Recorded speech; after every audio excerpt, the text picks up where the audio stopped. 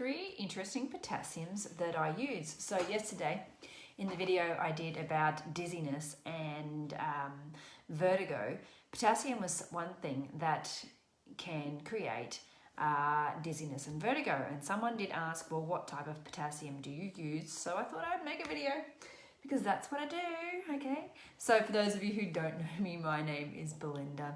And I'm very passionate about helping people pinpoint the root cause to their sleeping issues, okay, their energy issues, fatigue, aches and pains, inflammation, skin problems, and so much more, okay? And potassium is something that's quite underrated, okay, that, you know, we don't always think of to add to our diet, but our body actually needs salt and potassium to work together, okay? And usually we're getting enough salt, but we're not actually getting enough potassium.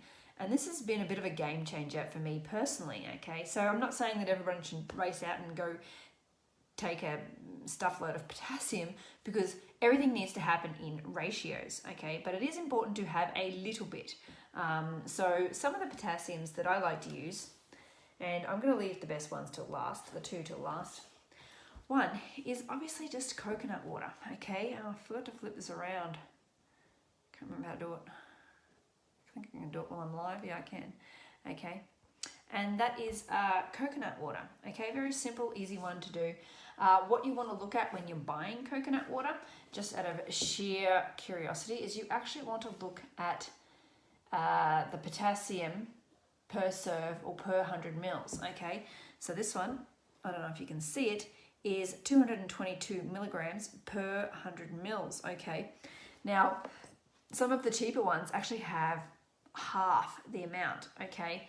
So you want to make sure that you're getting a good quality one so that it has a fair bit of potassium actually in it, okay? Otherwise, you know, what's the point of spending the same amount of money for one that doesn't have the same amount of potassium or less, okay? So that's one thing to look for when it comes to potassium. Number 2 is one that you may have in your cupboard, okay? So a baking ingredient called cream of tartar. This is a good source of potassium, okay? And it's really simple, just to add a tiny bit. Now I'm talking like, you know, the tip of a teaspoon to a glass of water. Like that's really all you need, all round about. Some people may need more, some people may need less. So, you know, this is not a medical video or anything like that. You've got to judge how much you actually require, and you know, obviously you can do certain tests to work that out as well, to find out whether you are actually deficient in potassium. But it's also worthwhile just having a little bit in your drinking water every day anyway, okay? Because once again, it needs to work with salt. Now the reason for this is because, you know, you could go out and eat a crap load of leafy green vegetables, okay? Spinach, kale, lettuce, whatever, okay? And you could try to get enough potassium that way, but it doesn't always work because the potassium's generally not in the food anymore. So that's why I tend to add it in other sources. Now this one is probably the most interesting one that I use, okay? And that is potassium bicarbonate. Now you will read just here that this is for aquaponics. So here's a little hack for you, okay? I do buy this from an aquaponics store, but guess what? It is food grade potassium. So if it's food grade potassium, I'm all good with that. It's obviously made to eat. Now, once again, you only need a tiny bit of this, like the tip of a teaspoon. This week I have probably been having more because I know that I'm trying to help my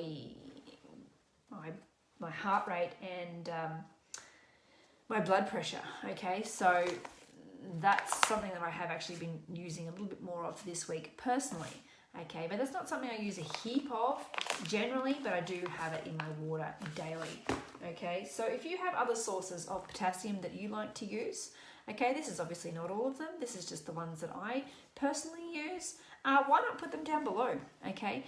And have you used potassium? Have you thought of using potassium? Okay, put your comments and thoughts down below. And if you're curious to know, well, what can potassium help with? Just ask, okay? This is not high school. There's no such thing as a silly question. So, you know, if you want to ask something, feel free to.